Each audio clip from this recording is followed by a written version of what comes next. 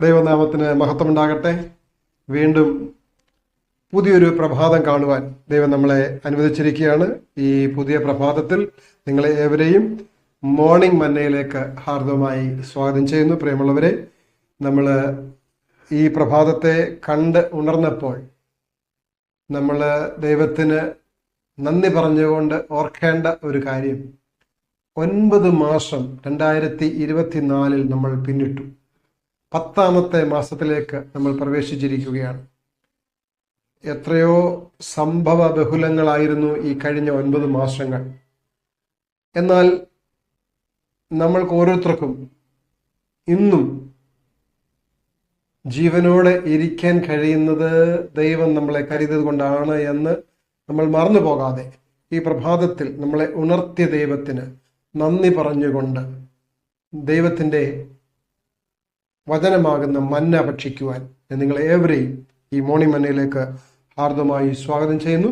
നമുക്ക് പ്രാർത്ഥനയോടെ അല്പസമയം ചെലവഴിക്കാം. ദൈവം നമ്മളെ അതിനായിട്ട് ഒരുക്കട്ടെ. പ്രിയമുള്ളവരെ, നമ്മൾ ഇന്ന് ചിന്തിക്കുന്നത് സമീകരണം നിലനിർത്തുന്നു എന്നുള്ള ഹെഡിങ്ങോട് കൂടിയ ഭാഗമാണ്. സമീകരണം നിലനിർത്തുന്നു.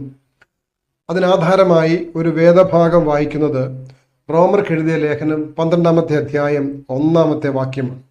അതിങ്ങനെ രേഖപ്പെടുത്തിയിരിക്കുന്നു: സഹോദരന്മാരെ, ഞാൻ ദൈവത്തിൻ്റെ മനസ്സലിവ് ഓർപ്പിച്ച് നിങ്ങളെ പ്രബോധിപ്പിക്കുന്നത്, നിങ്ങൾ ബുദ്ധിയുള്ള ആരാധനയായി നിങ്ങളുടെ ശരീരങ്ങളെ ജീവനും വിശുദ്ധിയും ദൈവത്തിന് പ്രസാദവുമുള്ള യാഗമായി സമർപ്പിപ്പീൻ. പ്രിയമുള്ളവരെ, എത്ര ചിന്തിക്കേണ്ട ഒരു വചനമാണിത്. അപ്പോസ്തലൻ പൗലോസ് നമ്മളെ ഓർമ്മിപ്പിക്കുകയാണ്,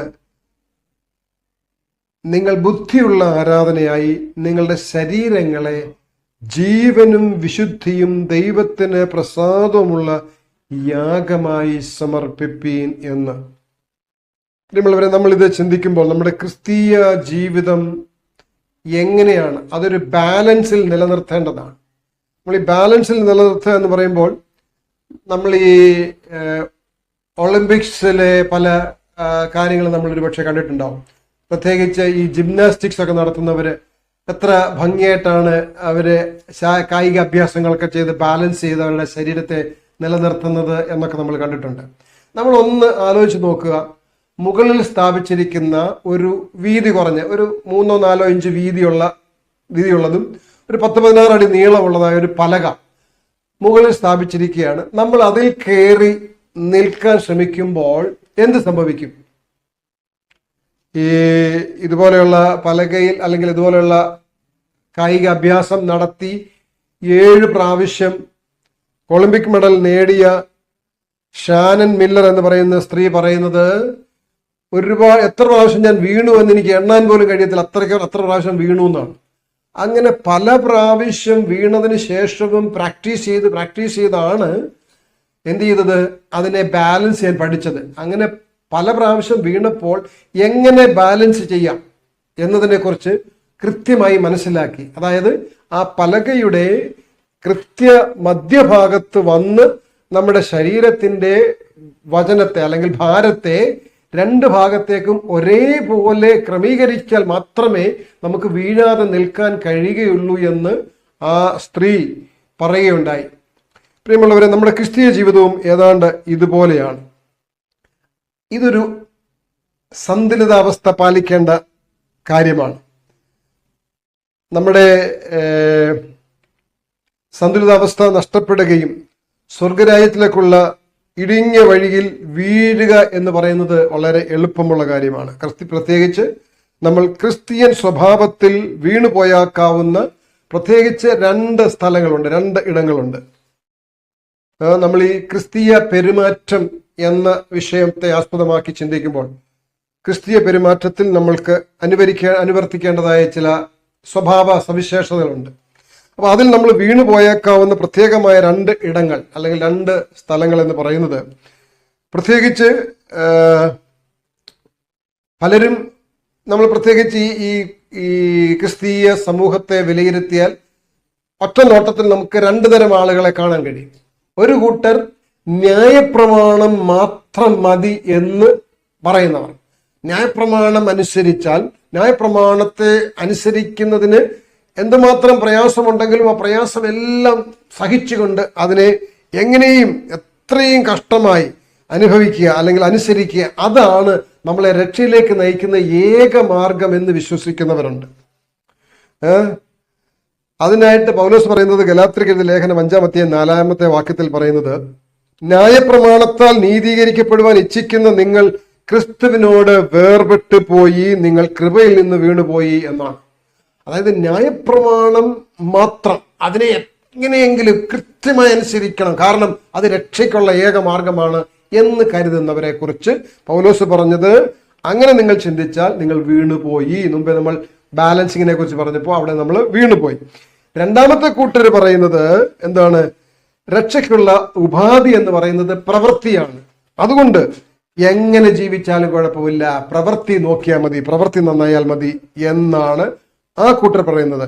അവരെ കുറിച്ചും പൗലോസ് പറയുന്നത് ഗലാത്യർക്കെഴുതിയ ലേഖനം 5-13 ഇങ്ങനെ പറയുന്നു, സഹോദരന്മാരെ, നിങ്ങൾ സ്വാതന്ത്ര്യത്തിനായി വിളിക്കപ്പെട്ടിരിക്കുന്നു, നിങ്ങൾ സ്വാതന്ത്ര്യത്തിനായി വിളിക്കപ്പെട്ടിരിക്കുന്നു എന്നത് നിങ്ങൾ മനസ്സിലാക്കുകയും ആ സ്വാതന്ത്ര്യം ജഡത്തിന്റെ മോഹങ്ങൾക്ക് വേണ്ടി മാത്രം അവസരമാക്കാതിരിക്കുകയും ചെയ്യണം. മറിച്ച് സ്നേഹത്താൽ അന്യോന്യം സേവിക്കണം. പൗലോസ് പറയുന്നത് എങ്ങനെയാണ്? സ്വാതന്ത്ര്യത്തിനായി നിങ്ങൾ വിളിക്കപ്പെട്ടിരിക്കുന്നു. ഈ സ്വാതന്ത്ര്യം ജഡത്തിന് അവസരമാക്കുക മാത്രം ചെയ്യാതെ സ്നേഹത്താൽ അന്യോന്യം സേവിപ്പീൻ. ഈ രണ്ട് കാര്യങ്ങളിലുള്ള കണക്കുകൂട്ടുകൾ, ഒന്ന് എന്താണ്? ന്യായപ്രമാണത്തെ കർശനമായി അനുസരിക്കുക, അതാണ് ഏകമാർഗം. മറ്റതെന്താണ്? എങ്ങനെ ജീവിച്ചാലും കുഴപ്പമില്ല, പ്രവൃത്തിയാണ് ഫലം നൽകുന്നത്, പ്രവൃത്തിയുടെ ഫലം കാട്ടി രക്ഷ നൽകും. ഈ രണ്ടു കൂട്ടർക്കും എന്ത് സംഭവിക്കുകയാണ്? ബാലൻസ് ഇല്ലാതെ പോവുകയാണ്. ഇങ്ങനെ സംഭവിക്കുമ്പോൾ നമ്മൾ മുമ്പേ പറഞ്ഞതായ ആ ബീമിൽ നിന്ന് നമ്മൾ താഴെ വീഴാനുള്ള അല്ലെങ്കിൽ തെന്നി വീഴാനുള്ള സാധ്യത കൂടുതലാണ്. നമ്മുടെ ക്രിസ്തീയ പെരുമാറ്റത്തിൽ വീണു പോകാതിരിക്കാനുള്ള ഏറ്റവും നല്ല മാർഗം, അതും അപ്പോസ്തലൻ പൗലോസ് പറഞ്ഞിരിക്കുകയാണ്. എന്താണ്? വിശ്വാസത്തിന്റെ നായകനും പൂർത്തി വരുത്തുന്നവനുമായ യേശുവിനെ നോക്കുക. അതാണ് ക്രിസ്തീയ ജീവിതത്തിൽ, ക്രിസ്തീയ പെരുമാറ്റത്തിൽ വീണു പോകാതിരിക്കാനുള്ള ഏറ്റവും നല്ല മാർഗം. നമ്മുടെ പെരുമാറ്റവും നമ്മുടെ ആത്മീയ ജീവിതവും പരസ്പരം ബന്ധപ്പെട്ടിരിക്കുന്നതാണ്. നല്ല പ്രവൃത്തികൾ ചെയ്തുകൊണ്ട് മാത്രം നമുക്ക് ഒരിക്കലും രക്ഷ നേടാനാവില്ല, ന്യായപ്രമാണം അനുസരിച്ചുകൊണ്ട് മാത്രം നമുക്ക് രക്ഷപ്പെടാനാവുകയില്ല. മറിച്ച് ക്രിസ്തീയ സ്വഭാവം എന്നത് ക്രിസ്തുവിൽ നിലകൊള്ളുവാൻ വേണ്ടി ജീവിതങ്ങളെ ക്രമീകരിക്കുമ്പോൾ നമ്മുടെ ജീവിതത്തിൽ ഉളവാകുന്ന ഒരു സ്വാഭാവിക പ്രതിഫലനമാണ് ക്രിസ്തീയ സ്വഭാവം എന്നത്. നമ്മൾ ക്രിസ്തുവിൽ നിലകൊള്ളുവാൻ വേണ്ടി നമ്മുടെ ജീവിതത്തെ ക്രമപ്പെടുത്തുമ്പോൾ നമ്മളിൽ ഉണ്ടാകുന്ന ഒരു സ്വാഭാവിക പ്രതിഫലനമാണ് ക്രിസ്തീയ സ്വഭാവം. ഈ സ്വഭാവത്തെ നമ്മുടെ ജീവിതത്തിൽ പ്രായോഗികത്തിൽ വരുത്തുവാൻ, അല്ലെങ്കിൽ ഈ കാര്യങ്ങൾ ഏതാണ്? വിശ്വാസത്തിന്റെ നായകനും പൂർത്തി വരുത്തുന്നതിനായി യേശുവിനെ നോക്കി ജീവിച്ചുകൊണ്ട് ആ സ്വഭാവമുള്ളവരെ ജീവിക്കാനുള്ള പ്രവർത്തനത്തിൽ നമ്മൾ നമ്മുടെ ജീവിതത്തിൽ പ്രായോഗികത്തിൽ വരുത്താനാണ് നമ്മൾ ശ്രമിക്കേണ്ടത്. നമ്മുടെ കുട്ടികളുമായോ നമ്മുടെ സുഹൃത്തുക്കളുമായോ ഒക്കെ നമ്മളിത് പങ്കുവെക്കണം. അവരെ ജീവിതത്തിന്റെ സന്തുലിതാവസ്ഥയിൽ ജീവിക്കാൻ നമ്മൾ ഉപദേശിക്കുകയും നമ്മൾ അതിന് മാതൃകയാകുകയും വേണം. നമുക്ക് നോക്കാൻ പറ്റുന്ന ഏക മാർഗം ക്രിസ്തുവാണ്. ആ ക്രിസ്തുവിനെ പിൻപറ്റിക്കൊണ്ട് നമ്മുടെ ക്രിസ്തീയ ജീവിതം, ക്രിസ്തീയ പെരുമാറ്റം ബാലൻസ്ഡ് ഉള്ളതായി മാറ്റുവാൻ ഈ പ്രഭാതത്തിൽ നമ്മളെ ദൈവം അനുഗ്രഹിക്കട്ടെ എന്ന് പ്രാർത്ഥിച്ചുകൊണ്ട് നമുക്ക് ഇന്നത്തെ ദിവസം ആരംഭിക്കാം. ഇന്ന് നമ്മൾ പ്രാർത്ഥിക്കാൻ പോവുകയാണ്. പ്രാർത്ഥിക്കുമ്പോൾ ഇന്ന് ജന്മദിനം ഉള്ളവരെ കൂടി നമുക്ക് പ്രാർത്ഥനയിൽ ഓർക്കാം. ഇന്ന് ജന്മദിനമുള്ളവരുടെ പേരുകൾ പറയാൻ ആഗ്രഹിക്കുകയാണ്. നിഖില അനീഷ് എന്ന് പറയുന്ന സഹോദരൻ കണ്ണമ്പള്ളിയിലെ വിശ്വാസിയാണ്. ആ സഹോദരന്റെ ജന്മദിനമാണ്. അതേപോലെ മാവേലിക്കര സഭയിലെ വിശ്വാസിയായിരിക്കുന്ന ജോൺ ജോർജ് മാത്യുവിന്റെ ജന്മദിനമാണ്. ഐരൂർ സഭയിലെ പാസ്റ്റർ എം എബ്രഹാമിന്റെ ജന്മദിനം ഓർക്കുന്ന ദിവസമാണ്. ഈ 3 പേർക്കും എല്ലാവിധമായ ജന്മദിന ആശംസകളും നേരുന്നു. ദൈവം അവർക്ക് നൽകിയ ആയുസിന്റെ ഈ ഒരു വർഷം ദൈവനാമ മഹത്വത്തിനായി പ്രയോജനപ്പെടുത്തുവാൻ ദൈവം അവരെ സഹായിക്കട്ടെ. ആവശ്യമായ ആരോഗ്യം, ബലം, ജ്ഞാനം എല്ലാം ദൈവം നൽകട്ടെ എന്ന് നമുക്ക് പ്രാർത്ഥിക്കാം. നമ്മളെല്ലാവരെയും നമ്മുടെ പ്രാർത്ഥനാ വിഷയങ്ങളെല്ലാം ഓർത്ത് ഈ സമയം നമുക്ക് ഒരുമിച്ച് പ്രാർത്ഥിക്കാം. ഞങ്ങളെ സ്നേഹിക്കുന്ന സ്വർഗീയ പിതാവേ, ഈ നല്ല ദിവസത്തിന്റെ രാവിലത്തെ നല്ല പ്രഭാതത്തിനായി നന്ദിയോടെ അങ്ങേ സ്തുതിക്കുന്നു. ഈ 10ാം മാസത്തിലും അവിടുന്ന് ഞങ്ങളെ ഈ പ്രഭാതം കാണുവാൻ സഹായിച്ചതിന് സ്തോത്രം. സ്വർഗപിതാവേ, ഇതെല്ലാം അവിടുന്ന് ഞങ്ങളോട് ചെയ്യുന്ന നന്മയാണ്. എന്ന് മനസ്സിലാക്കിക്കൊണ്ട് ഞങ്ങളെ ഇതാ അങ്ങയുടെ കരങ്ങളിലേക്ക് വീണ്ടും സമർപ്പിക്കുകയാണ്. സ്വർഗപിതാവേ, ഞങ്ങളുടെ ക്രിസ്തീയ ജീവിതം സന്തുലിതാവസ്ഥയിൽ നിലനിർത്തുവാൻ ഞങ്ങളെ സഹായിക്കണമേ. ഞങ്ങളുടെ ജീവിതത്തെ ഞങ്ങൾ ക്രമപ്പെടുത്തുമ്പോൾ ഞങ്ങൾക്ക് മാതൃകയെ നോക്കാനുള്ളത് ആ ക്രിസ്തു മാത്രമാണ്. വിശ്വാസത്തിന്റെ നായകനും പൂർത്തി വരുത്തുന്നതിനുമായ ക്രിസ്തുവാണ് ഞങ്ങളുടെ മാതൃക. ആ യേശുവിനെ നോക്കി ജീവിച്ചുകൊണ്ട് ഞങ്ങളുടെ ആത്മീയ ജീവിതം ബാലൻസ് ഉള്ളതായി തീർക്കാൻ ഞങ്ങളെ സഹായിക്കണമേ. ഞങ്ങൾ മാത്രമല്ല, ഞങ്ങളുമായി ബന്ധപ്പെടുന്ന എല്ലാവരെയും, ഞങ്ങളുടെ മക്കളെയും ഞങ്ങളെ ബന്ധപ്പെടുന്ന എല്ലാവരെയും ആ ബാലൻസ്ഡ് ആയ ജീവിതത്തിൽ നയിപ്പം ഞങ്ങളെ സഹായിക്കണം. പ്രത്യേകിച്ച് ഇന്ന് ജന്മദിനം ഉള്ള പ്രിയപ്പെട്ടവരെ ഓർക്കുന്ന കർത്താവെ, അവർക്ക് എല്ലാവിധമായ ജന്മദിന നന്മകളാലും അവരെ നിറയ്ക്കണമേ. ദൈവം നൽകുന്ന ആയുസ് ദൈവനാമ മഹത്വത്തിനായി പ്രയോജനപ്പെടുത്തുന്നവരെ സഹായിക്കണമേ എന്ന് പ്രാർത്ഥിക്കുന്നു. അങ്ങനെ എല്ലാം നമ്മളാൽ നിറക്കണം. അന്ത്യത്തോളം അടികളെ കാത്തു പരിപാലിക്കണം. സകലതും യേശുവിൻ നാമത്തിൽ അപേക്ഷിക്കുന്നു. കൃപ കേൾക്കണം സ്വർഗീയ പിതാവേ. ഏവർക്കും ഏറ്റവും നല്ല ഒരു ദിവസം നേരുന്നു. ഈ ദിവസത്തിന്റെ ആരംഭം മുതൽ അവസാനം വരെ ദൈവിക നടത്തിപ്പ് ഉണ്ടാകട്ടെ എന്ന് പ്രാർത്ഥിക്കുന്നു.